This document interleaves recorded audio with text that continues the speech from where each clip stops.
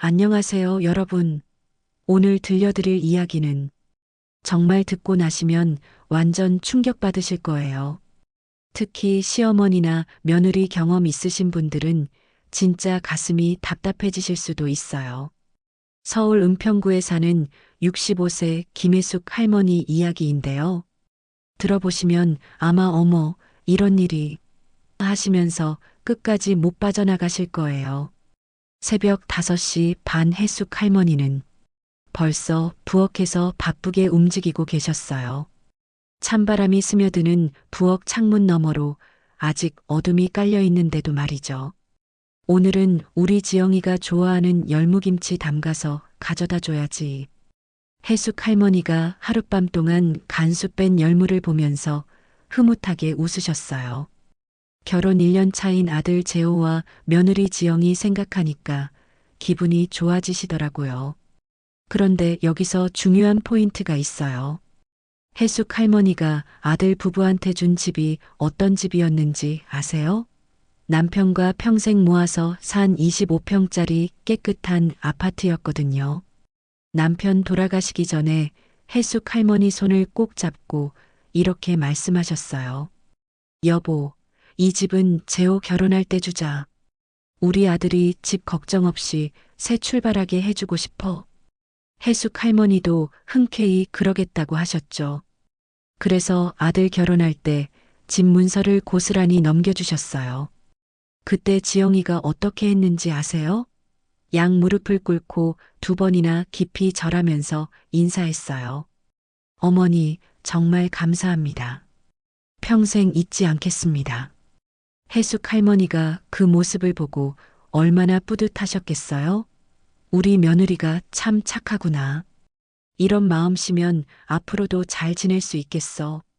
이렇게 생각하셨을 거예요. 자, 그럼 이제 본격적인 이야기로 들어가 볼게요. 오전 10시 반쯤 혜숙 할머니는 정성스럽게 담근 김치통 2개에 방금 쪄낸 김이 모락모락 나는 감자, 아작아작한 오이 무침까지 예쁜 장바구니에 차곡차곡 담으셨어요. 집에서 아들 집까지는 걸어서 딱 15분 거리거든요. 마음도 가벼운 발걸음으로 우리 지영이가 좋아할 거야 하면서 콧노래까지 부르며 가셨죠. 아파트 현관 앞에 도착해서 벨을 눌렀어요. 딩동. 1번, 2번. 그런데 이상한 거예요. 평소 같으면 어머니 하면서 바로 달려나오던 지영이가 안 나오는 거예요. 혹시나 해서 핸드폰으로 전화를 걸어봤어요. 어머니, 지금 좀 바빠서요. 다음에 오시면 안 될까요? 목소리 톤이 평소와 달랐어요. 뭔가 차가웠달까요? 혜숙 할머니는 당황했지만 이해하려고 애쓰셨어요. 김치랑 감자 좀 가져왔어. 금방 주고 갈 테니까 문만 열어줘. 정말 괜찮아요. 냉장고 꽉 찼어요. 그리고는 뚝. 전화가 끊어졌어요. 잠깐 냉장고가 꽉 찼다고요? 혜숙 할머니가 얼마나 당황스러우셨을까요? 정성스럽게 준비한 음식 들고 갔는데 문도 안 열어주면 어떤 기분일까요? 혜숙 할머니는 그래도 참으셨어요. 젊은 부부니까 바쁠 수도 있지 하면서요. 하지만 집으로 돌아가는 길에 혜숙 할머니 마음이 어땠을까요? 무거워진 장바구니를 들고 터덜터덜 걸어가시면서 자꾸만 드는 생각이 있으셨을 거예요. 내가 뭔가 잘못했나? 왜 갑자기 이럴까? 그런데 진짜 충격적인 건 사흘 뒤였어요. 토요일 오전에 혜숙 할머니가 시장에서 미나리 사고 돌아오다가 재호한테 전해줄 약이 있어서 아들 집에 가셨거든요. 1층 로비에서 엘리베이터 기다리고 있는데 지영이가 누군가랑 함께 들어오는 거예요. 그런데 이게 뭔가요? 지영이가 그 사람 팔짱을 끼고 환하게 웃으면서 이런 말을 하더라고요. 엄마, 이 김치는 냉장고 아래 칸에 넣어주세요. 엄마라고 부르는 걸 보니까 지영이 친정 엄마였던 거죠. 그분이 혜숙 할머니가 며칠 전에 들고 왔던 것보다 훨씬 큰 김치통을 들고 있는 것도 봤고요. 상황이 보이시죠? 며칠 전에는 냉장고 꽉 찼다고 문도 안 열어준 그 집에 친정엄마는 김치통까지 들고 자연스럽게 들어가고 있는 거예요. 해숙 할머니는 그때 완전 멘붕 상태였어요. 엘리베이터 문 닫히는 걸 그냥 멍하니 보고만 있으셨거든요. 설마, 설마 그런 건 아니겠지? 하지만 가슴 한편에서는 이미 답을 알고 계셨을 거예요. 그냥 인정하고 싶지 않았던 거죠. 근데 진짜 이건 시작도 아니었어요. 다음 주 월요일 해숙 할머니는 또다시 며느리 생각에 미역국을 한 솥 가득 끓이셨어요. 지영이가 임신했을 때 미역국을 정말 좋아했거든요. 거기에 수제 유자차와 직접 만든 꿀떡까지 보낸 가방에 정성스럽게 담으셨어요. 오후 2시쯤 가서 배를 눌렀는데 이번에는 문이 조금 열렸어요. 하지만 손바닥만큼만 말이에요. 어머니, 괜찮아요. 오늘은 제가 알아서 먹을게요. 몸은 좀 어때? 국이라도 따뜻할 때 먹어야지. 미역국은 몸에 좋잖아. 정말 괜찮아요. 요가 수업 준비도 있고 해서요. 요가 수업 준비요. 시어머니가 정성스럽게 끓인 미역국보다 요가가 더 중요하다는 뜻이었을까요? 해숙 할머니는 그래도 보온통을 문틈에 두고 오셨어요. 따뜻할 때 먹어. 단 4단어만 남기고 말이에요. 그런데 그날 저녁 아들 재호에게서 전화가 왔어요. 엄마, 지영이가 요즘 좀 예민해요. 너무 자주 오지 마세요. 나는 걱정돼서 그러는 건데. 며느리 몸도 약하고. 알아요. 근데 솔직히 부담스러워해요. 부담. 이 단어 들으셨죠? 가족인 내가 부담이라니요. 평생 아들을 키우고 집까지 물려준 엄마가 부담이라니요. 그날 밤 해숙 할머니가 잠을 제대로 주무셨을까요? 당연히 못 주무셨죠. 천장만 뚫어져라 바라보시면서 자꾸만 드는 생각이 있으셨을 거예요. 내가 뭘 잘못했나? 너무 자주 갔나? 아니면 정말 부담이었나? 하지만 이상한 건 그 다음부터였어요. 해숙 할머니한테 연락이 오기 시작했거든요. 하지만 이런 식이었어요. 어머니, 오늘 급한 미팅이 생겼는데 아기 2시간만 봐주실 수 있어요? 어머니, 병원 가야 하는데 아이 좀 부탁드릴게요. 한 3시간이면 될 것 같아요. 보이시죠? 도움이 필요할 때만 연락하는 거예요. 해숙 할머니가 정성스럽게 준비한 음식은 부담스럽다면서 정작 육아 도움은 당연하다는 듯이 요청하는 거죠. 그래도 해숙 할머니는 달려가셨어요. 손주가 얼마나 예쁜데요. 작은 손이 할머니 손을 잡으면 모든 서운함이 눈 녹듯 사라졌어요. 기저귀 갈고 밥 먹이고 놀아주고 해숙 할머니는 정말 정성껏 돌봐주셨어요. 하지만 지영이가 아이를 데리러 올 때는 늘 이랬어요. 그럼 이만요. 감사했어요. 딱 그 말 한마디만 하고 아이만 데리고 가는 거예요. 간혹 해숙 할머니가 낮잠 자는 사이에 빨래를 걷어두거나 설거지를 해놨을 때도 마찬가지였어요. 다음엔 그냥 두세요. 저희 방식이 있어요. 저희 방식이 있다고 하더라고요. 겉으로는 정중해 보이지만 속뜻은 참견하지 말라는 뜻 아닌가요? 특히나 시어머니들이라면 다 아실 거예요. 이런 상황에서 얼마나 서운한지 말이에요. 정성은 정성대로 드리고 시간은 시간대로 내주고 그런데 받는 건 차가운 성급기뿐인 상황을요. 해숙 할머니는 처음 집을 내주기로 했던 날을 자꾸 떠올리셨어요. 결혼식장 뒤 작은 방에서 집 문서를 봉투에 넣어 건네며 했던 그 말. 여기서 새로운 시작을 해라. 집 걱정은 하지 말고. 그때 지영이가 2번이나 깊게 고개 숙여 인사했던 모습이 아직도 눈에 선해요.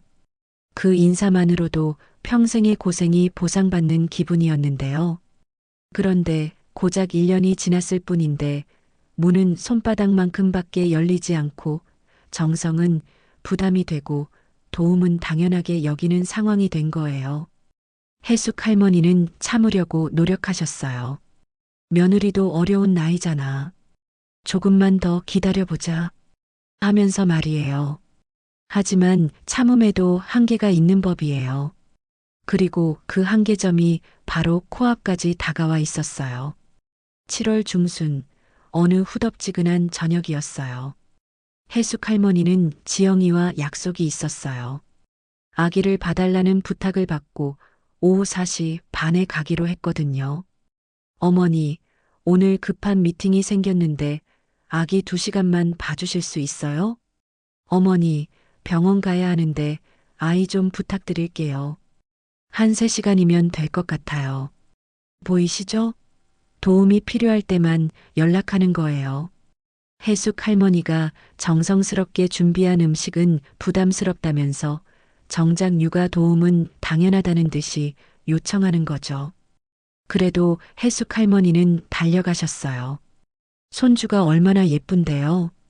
작은 손이 할머니 손을 잡으면 모든 서운함이 눈 녹듯 사라졌어요.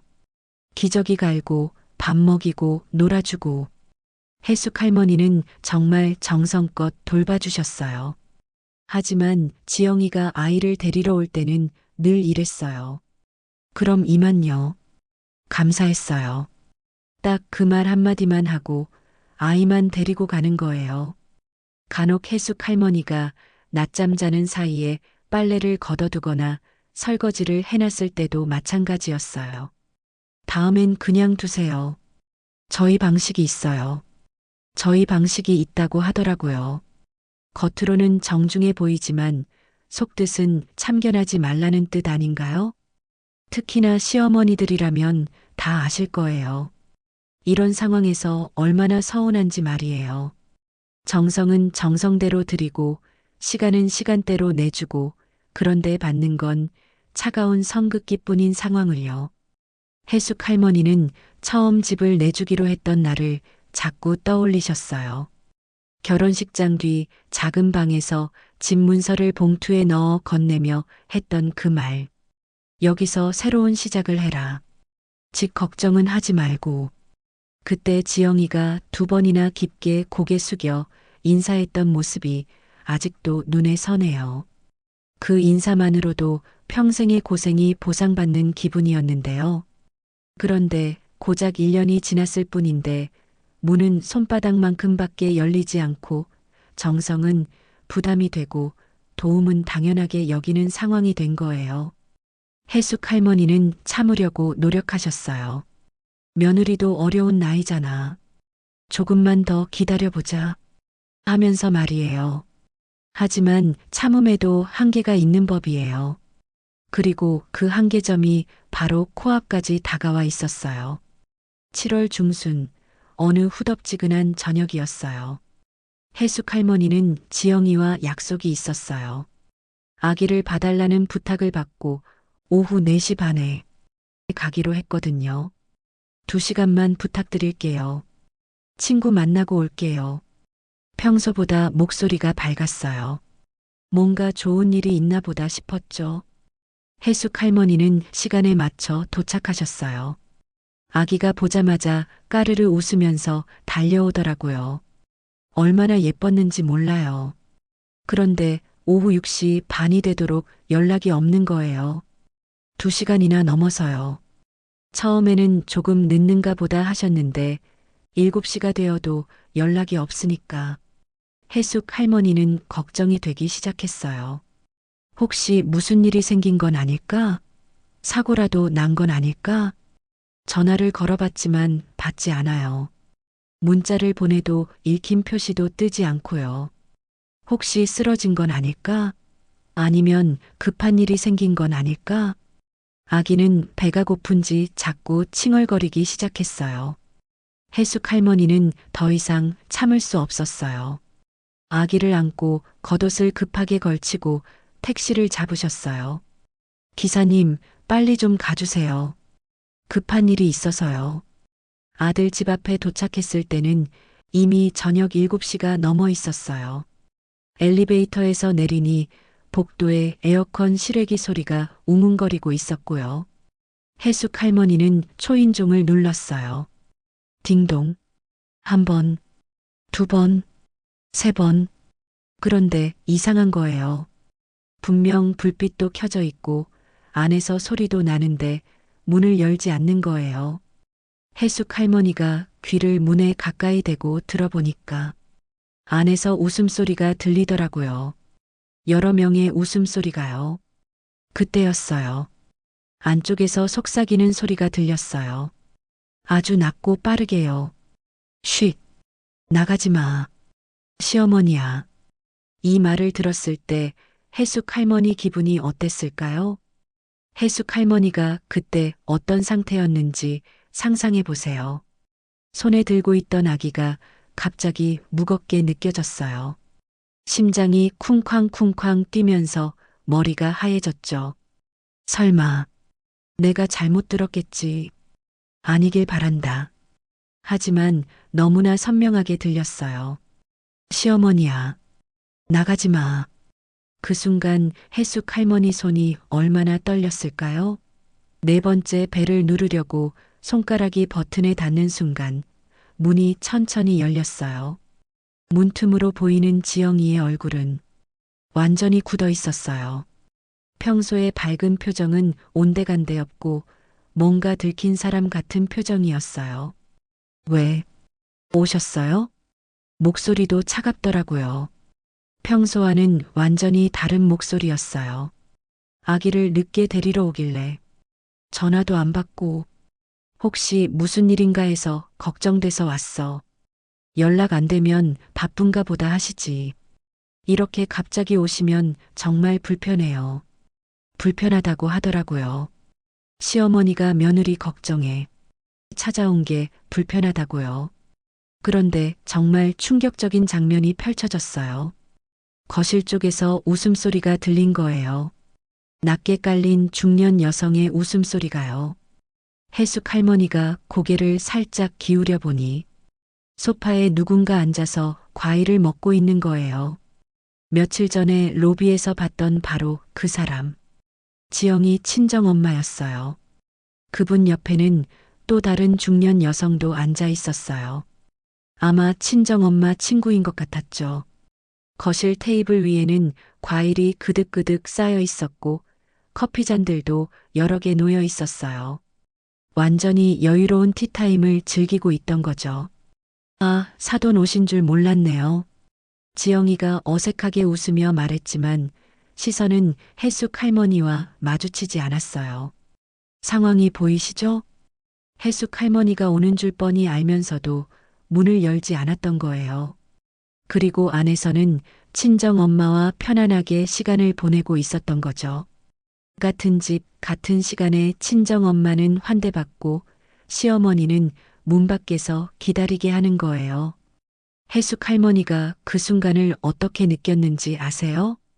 복도에서 초인종 버튼만 반짝이는데 손에 들고 있던 아기의 체온이 묘하게 무겁게 느껴졌어요. 그리고 깨달았죠. 이 집의 문은 나에게만 무겁구나.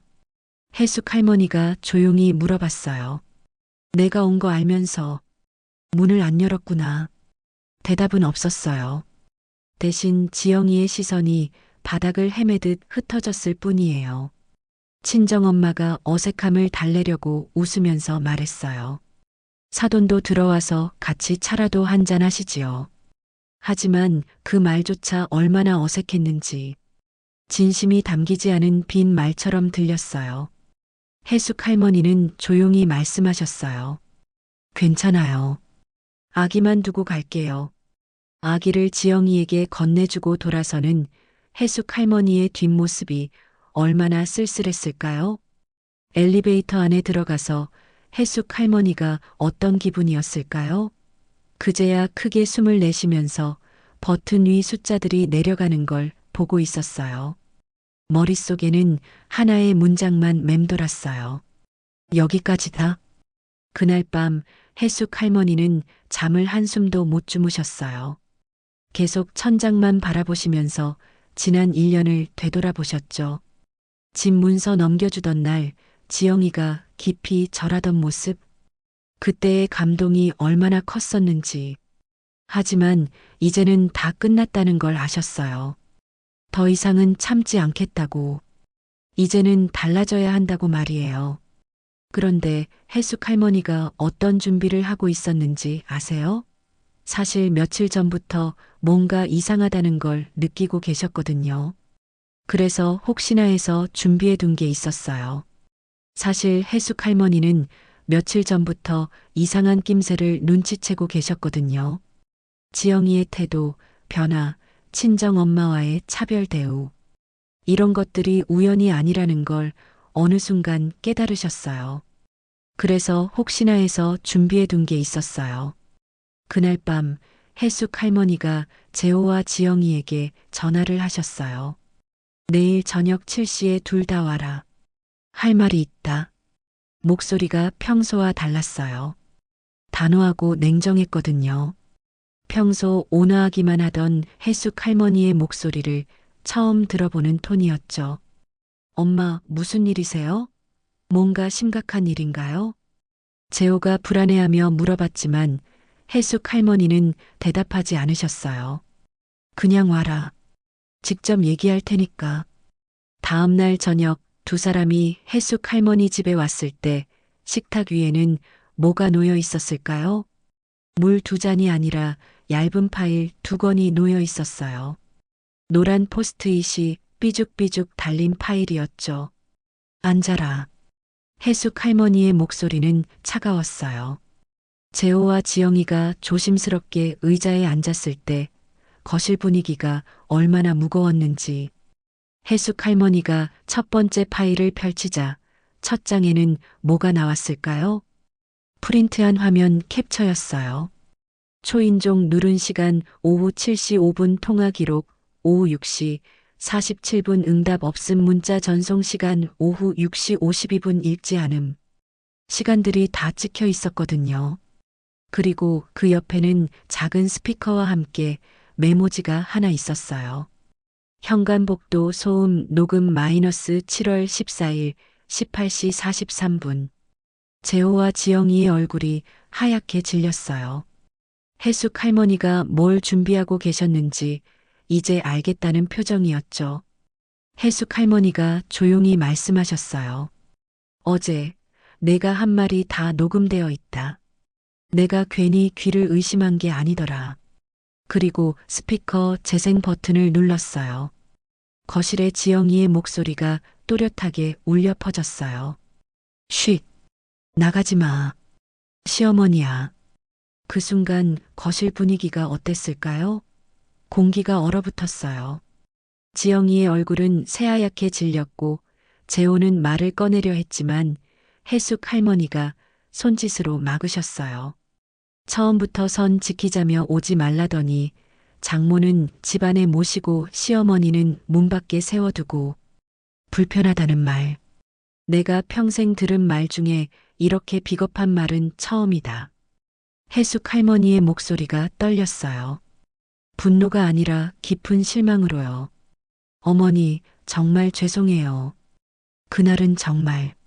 지영이가 급하게 말을 꺼내려 했지만 해숙 할머니는 파일의 다음 장을 넘기셨어요. 거기에는 명예 변경 준비 서류 목록과 임대차 계약 상담 메모, 그리고 부동산 중개업소 연락처가 있었어요. 지영이와 재호의 얼굴이 완전히 하얗게 질렸어요. 해숙 할머니가 계속 말씀하셨어요. 이 집은 원래 내 거다. 너희에게 살 기회를 준 거지 소유권을 준 게 아니야. 오늘부로 그 기회를 거둬들인다. 어머니, 잠깐만요. 이건 너무 갑작스럽고.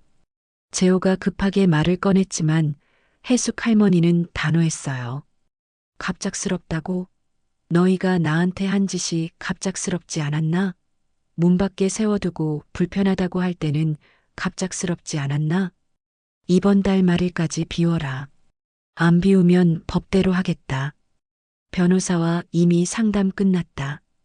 지영이가 급하게 끼어들었어요. 어머니, 다시는 그런 일 없을 거예요. 그날은 정말 우연히 친정 어머니가 갑자기 오셔서 우연은 한 번이면 충분하지.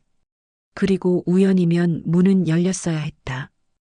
해숙 할머니의 대답이 너무나 논리적이었어요. 정말 우연이었다면 왜 문을 열지 않았겠어요? 재호가 몸을 앞으로 기울이며 애원했어요. 엄마, 그럼 우리 어디서 살라고?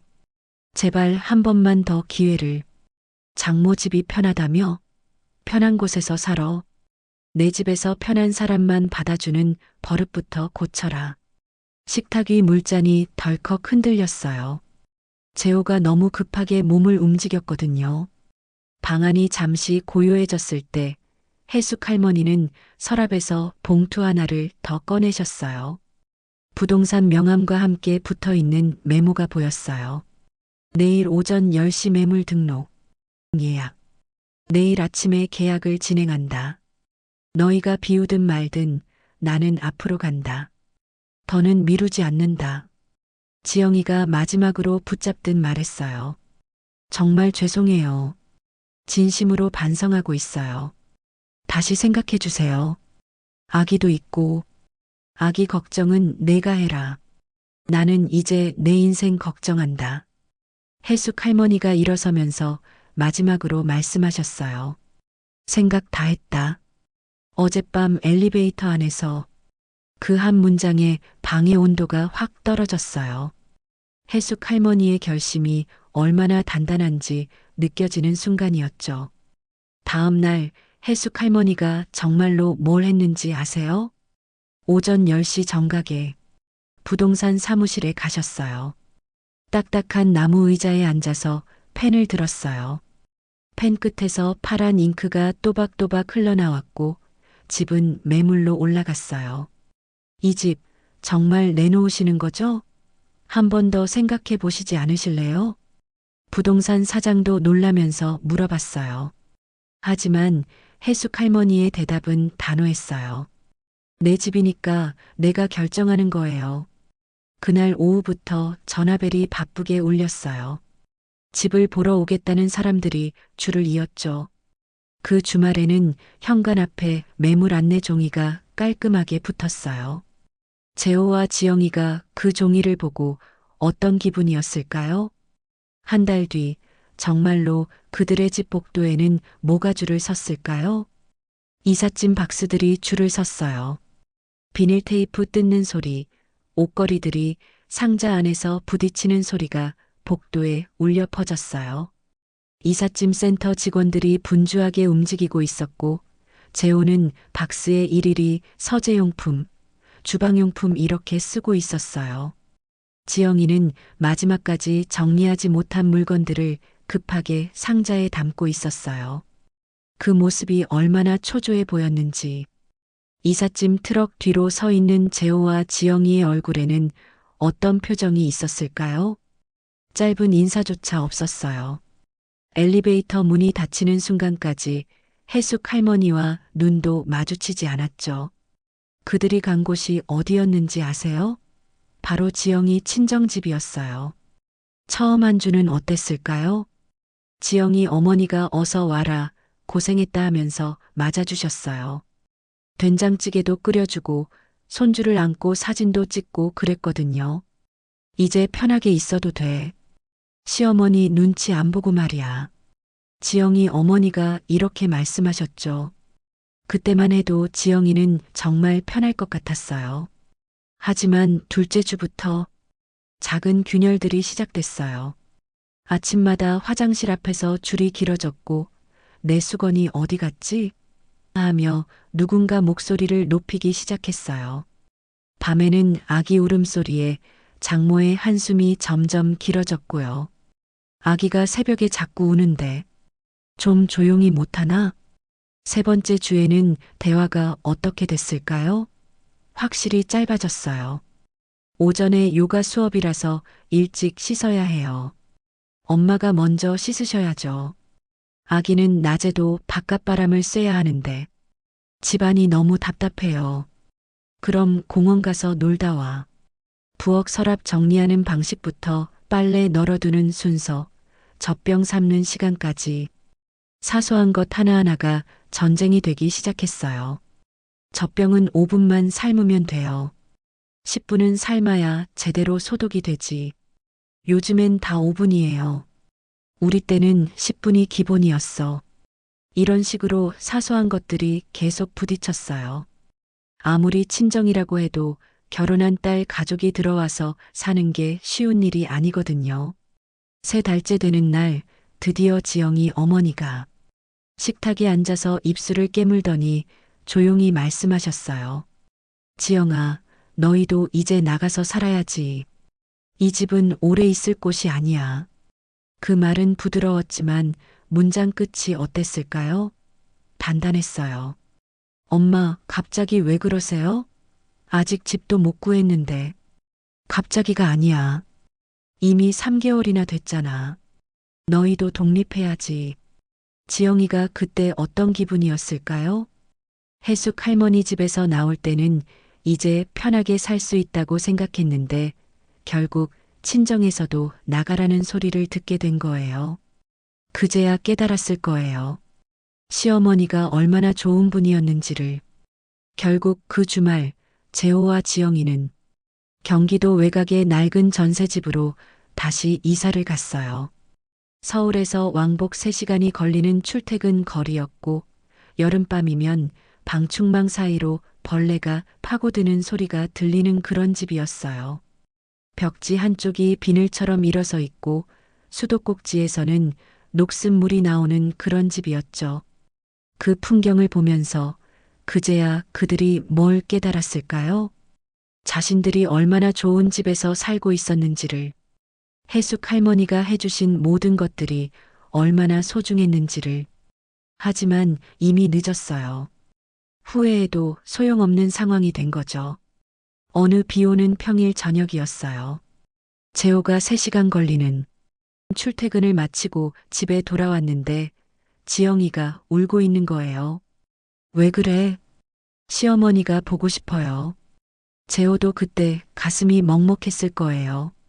자신도 똑같은 마음이었거든요. 우리가 너무했지? 너무했죠. 어떻게 그럴 수 있었을까요?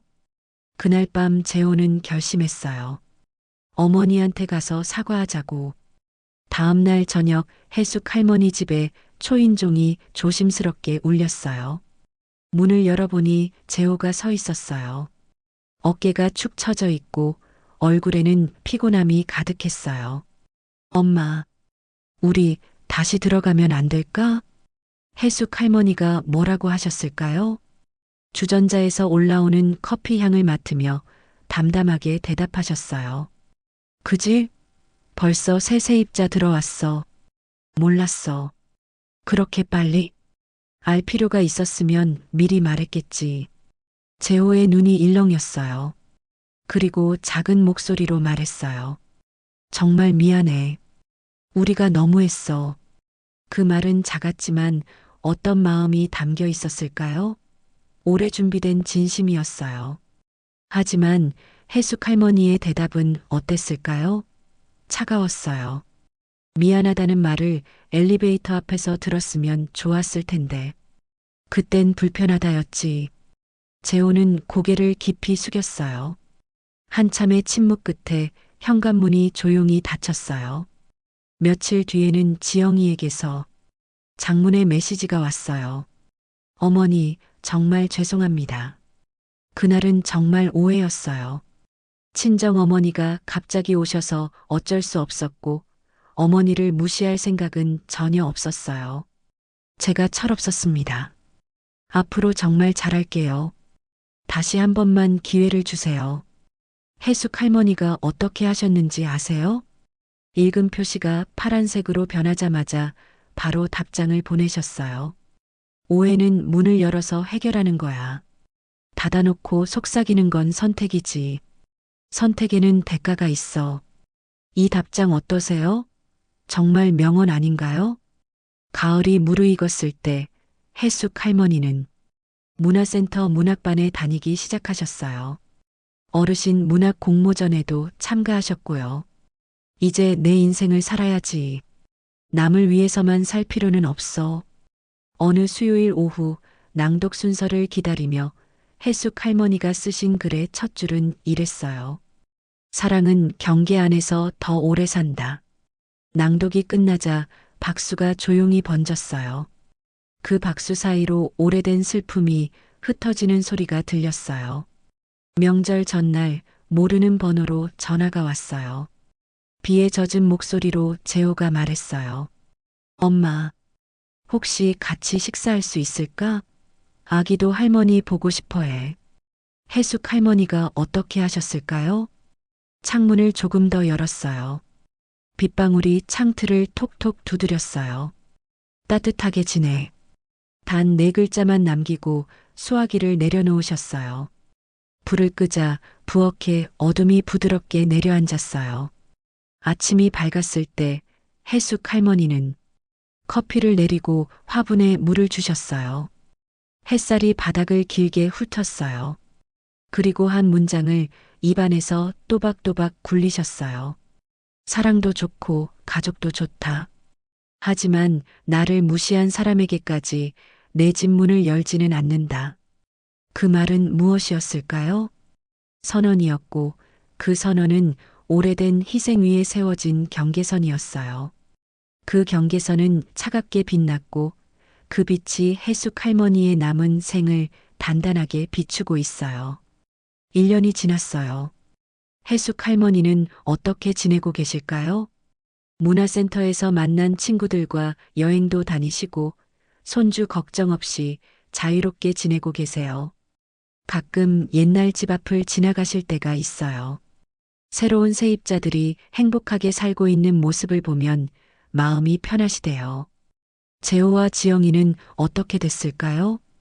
아직도 그 낡은 전셋집에서 살고 있어요. 3시간 출퇴근에 지쳐서 집에 오면 서로 말을 하기도 싫을 때가 많아요. 하지만 그들도 조금씩 깨달아가고 있어요.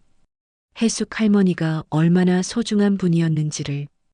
해숙 할머니의 이야기를 통해서 우리가 배울 수 있는 건 뭘까요? 가족이라는 이름으로 무조건 참을 필요는 없다는 거예요. 진정한 가족이라면 서로를 존중해야 하는 거죠. 그리고 베푸는 것도 좋지만 자신의 존엄성을 지키는 것이 더 중요하다는 거예요. 해숙 할머니는 마지막에 이렇게 말씀하셨어요. 후회는 안 해. 내가 선택한 길이니까. 다만 더 일찍 눈을 떴으면 좋았을 텐데. 그런 생각은 들어. 오늘 이야기는 여기서 마치겠습니다. 혹시 여러분도 비슷한 경험이 있으시다면 해숙 할머니처럼 용기를 내시길 바라요. 자신의 존엄성을 지키는 것이 가장 중요하니까요. 긴 시간 들어주셔서 감사합니다.